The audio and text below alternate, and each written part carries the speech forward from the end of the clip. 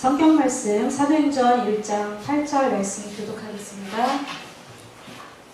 오직 성령이 너희에게 임하시면 너희가 권능을 받고 예루살렘과 온 유대와 사마리아와 땅끝까지 이르러 내 증인이 되리라 하시니라. 아멘. 복음의 증인들이라는 제목으로 김성윤 담임 목사님께서 말씀 선포하실 때 은혜와 성령 충만 받으시기 바랍니다. 오늘은 지난주에 이어서 같은 본문에서 복음의 증인들 제목도 같이, 왜냐하면 지난주에 말씀을 전하고자 하는 것을 3분의 1밖에 전하지 못했어요. 그래서 같은 메시지를 두 번 전하게 됩니다. 자, 오늘 복음의 증인들이라는 말씀을 전하고자 하는데, 부활의 예수 1, 2, 3, 4, 5, 6, 7 말씀을 전했어요.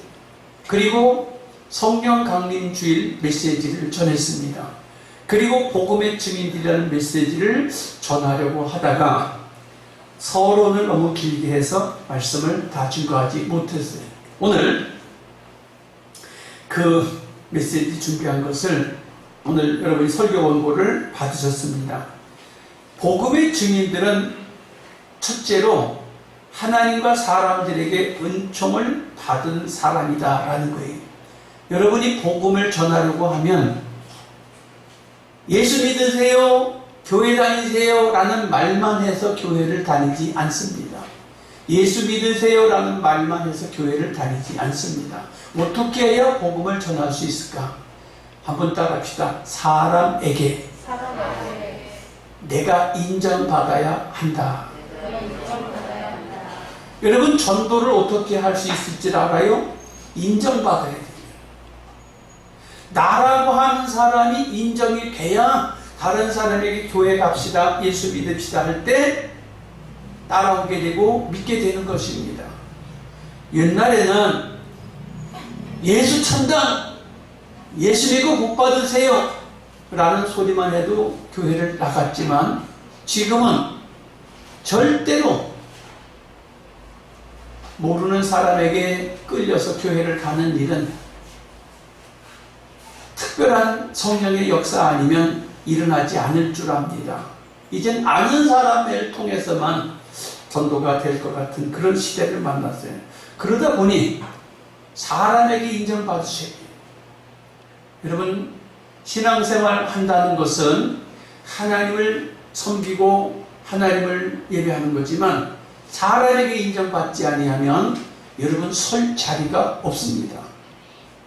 사람에게 인정받지 아니하면 사업도 안 됩니다. 인생살이의 인간관계도 형성이 안 됩니다. 인간관계가 형성이 안 되는데 될 수 있는 게 뭐가 있겠어요? 인간관계가 형성이 돼야 해요. 이제 방송에서 나오는데 부모가 자녀를 사랑의 매라고 하는 것을 때려도 안 된대. 법적으로 걸리게 돼 있대. 사랑의 매도 안 된대 이제는. 그러면 어떻게 할까? 부모의 권위가 어떻게 될까?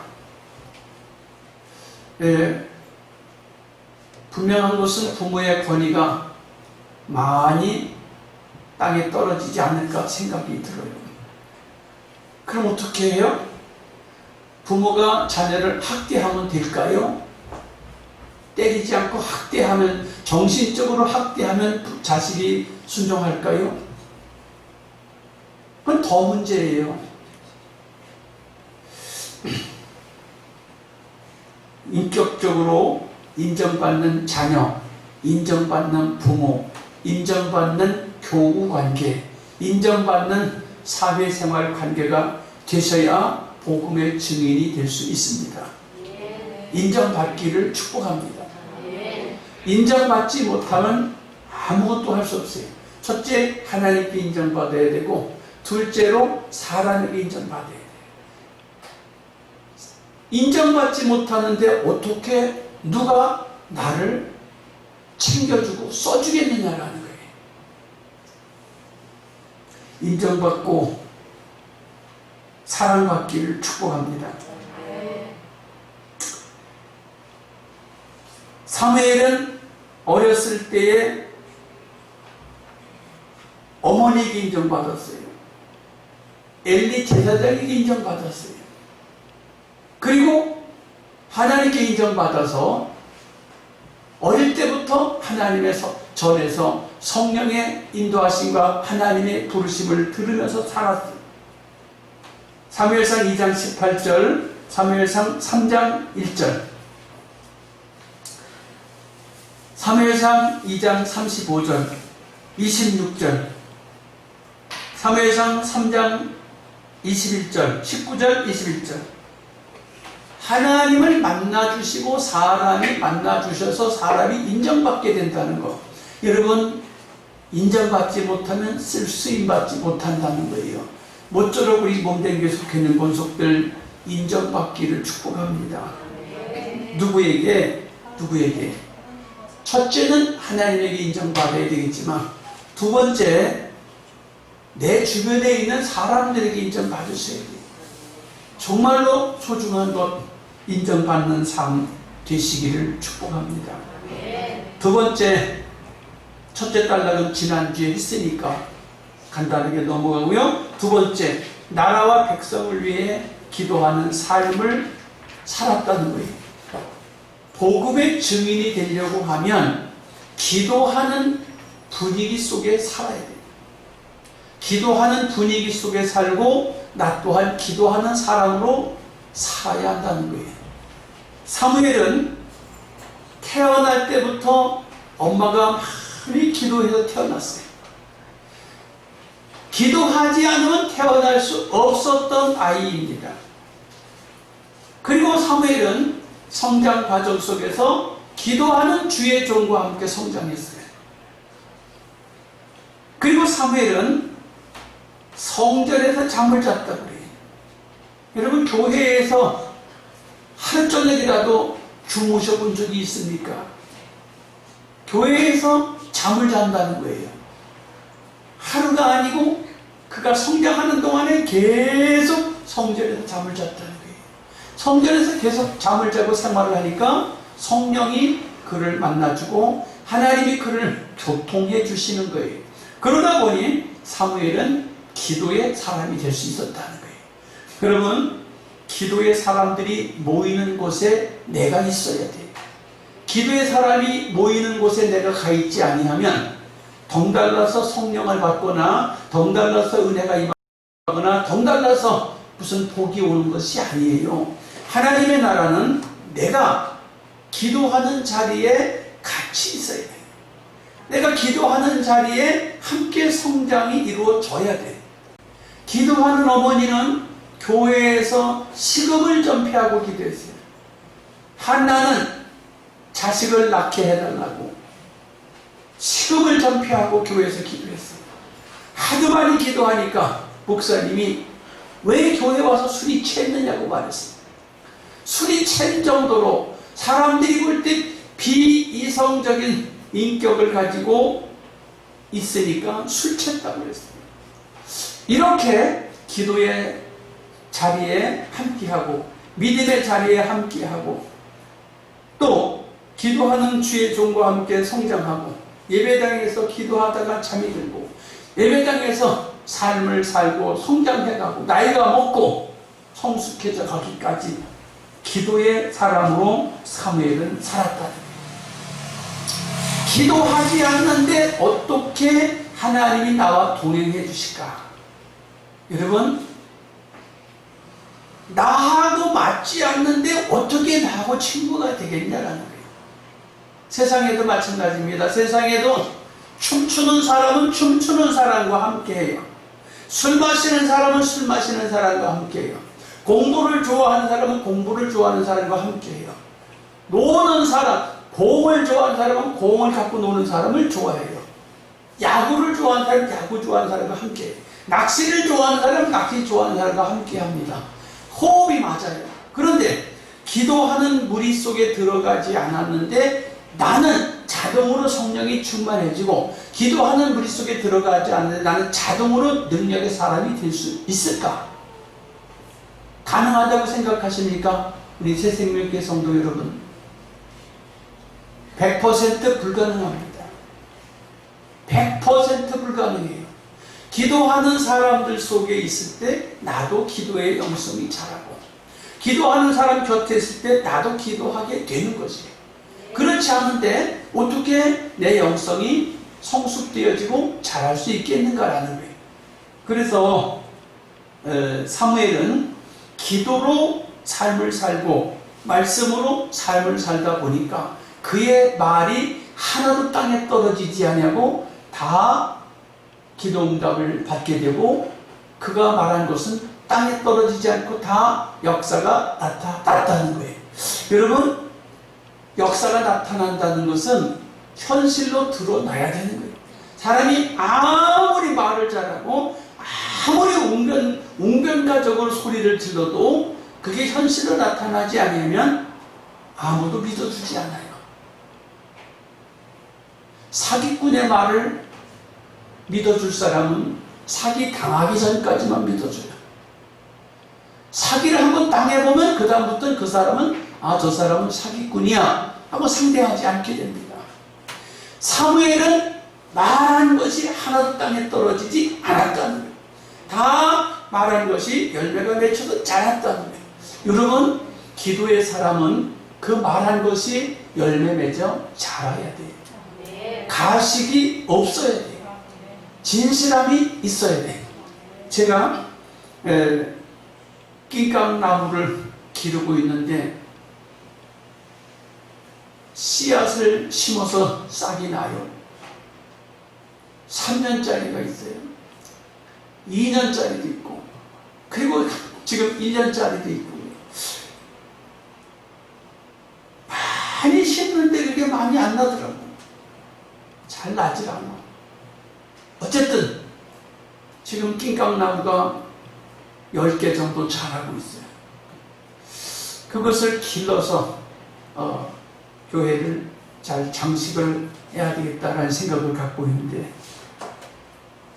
여러분이 말하시는 것들, 여러분이 기도하시는 것들, 여러분이 목표로 삼는 것들이 열매로 나타나길 축복합니다.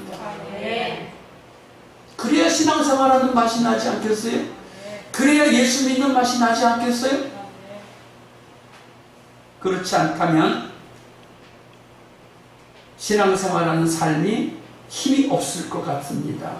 오늘 사무엘상 7장 5절에 이스라엘 백성이 힘없이 살고 있고 블레셋이 위협을 하니까 사람들에게 기도하러 미스바로 모이라고 그래요. 모이라고 막 그러니까 블레셋 사람들이 쳐들어올까 겁이 나면서도 한자리에 모였어요. 모였더니 때는 이때다 싶어서 블레셋 사람들이 다 모여서 공격해 오는 거예요. 그런데 사무엘과 함께 기도하니까 공격해 오던 블레셋을 하나님이 이기게 해주세요. 어마어마하게 많은 사람이 몰려오는데 기도하는 사람이 기도하고 나가서 싸우니까 블레셋을 다 물리쳤다는 거예요. 기도가 무엇인가? 기도는 내 능력으로 싸우는 게 아닙니다.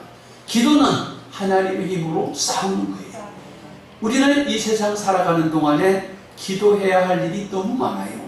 기도해야 할 일이 너무 많고 주님께 도움을 입어야 될 일이 너무 많아요. 내 힘으로 된다고 생각하는 사람들은 여유가 있겠지만, 내 힘으로 안 된다고 생각하는 사람은 무엇인가 의지하게 돼 있어요. 그때 여러분, 여호와를 의지하는 그리스도인들이 되시기를 축복합니다. 사무엘은 백성들을 모아놓고 하나님 앞에 기도했다. 얼마나 기도했냐? 여호와께 쉬지 않고 기도했다. 쉬지 않고 기도했다. 쉬지 않고 기도한다는 게 뭘까? 어저께 토요일인데 제가 모든 것이 설교 준비, 여러분 아시다시피 이거 2번째 하는 거라고 하잖아요. 지난주에 해놓은 설교를 이번 주에 하는 것입니다. 설교 준비할 게 없어요. 아무것도 할 게 없는데 어제 교회에서 옥상에서 의자에 앉아서 컴컴할 때까지 앉아 있었어요. 네 옆집에 아저씨가 목사님 컴컴한데 뭐가 보이세요? 왜 거기 계세요? 예, 그냥 있습니다. 주님과 교통하고 있어요. 주님과 교통하고 있어요. 주님과 교통하니까 너무 감사해요. 여러분, 주님과 교통하는 시간을 가지셔야 돼요. 마스크 써서도 아멘을 하시길 바랍니다. 특별히 코로나가 무서워서 여러분 출입을 잘 안 하시지요?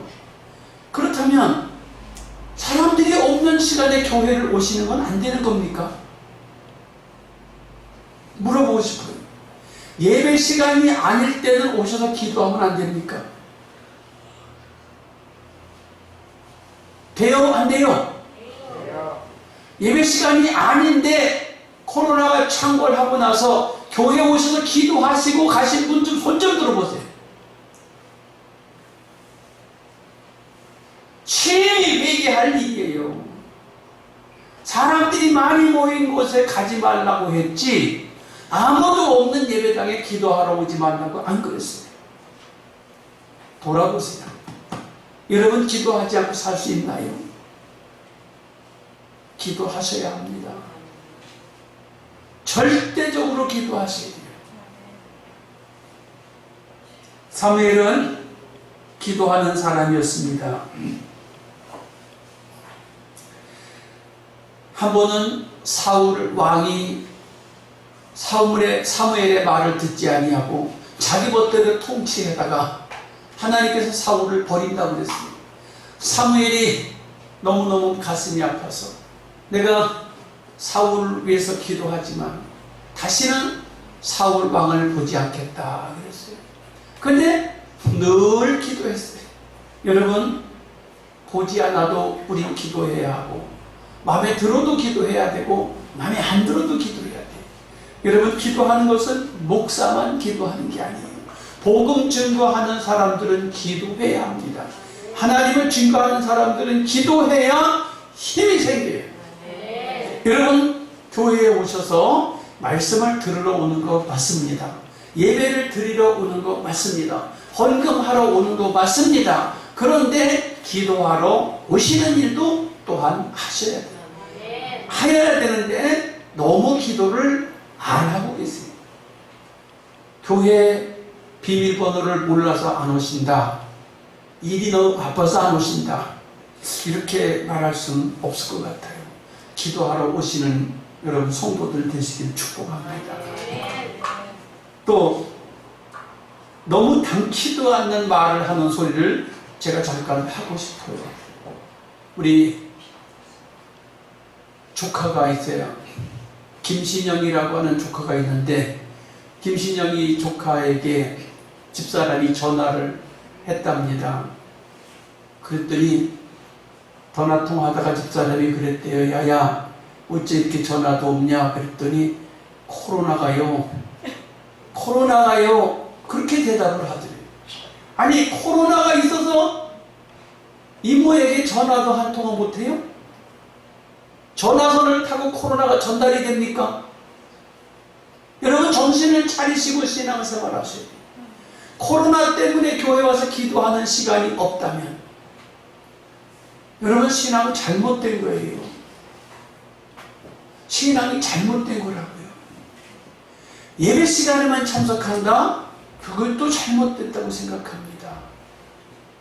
왜? 주님은 나를 만나기 원하세요. 주님은 나를 교통하기 원하세요.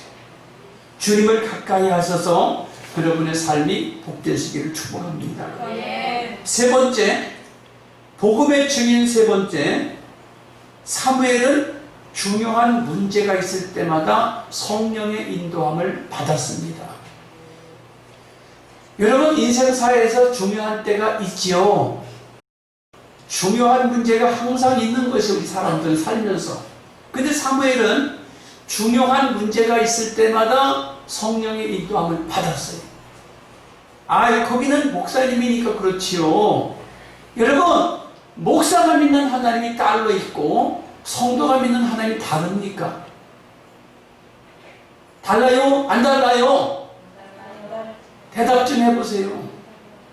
마스크를 쓰라고 하니까 아예 그냥 대답도 안 하고 그러시는데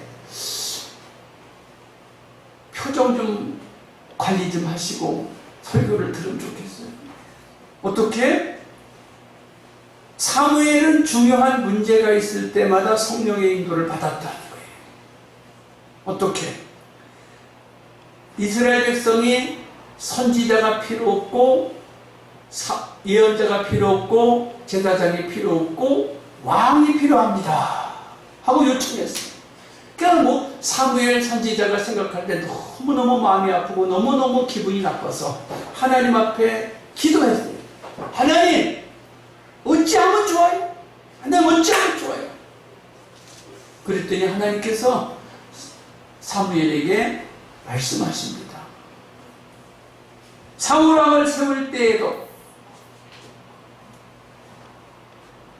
하나님께서 사무엘에게 미리 알려주십니다. 내일 사울이라고 하는 청년이 네 앞에 올 것이다.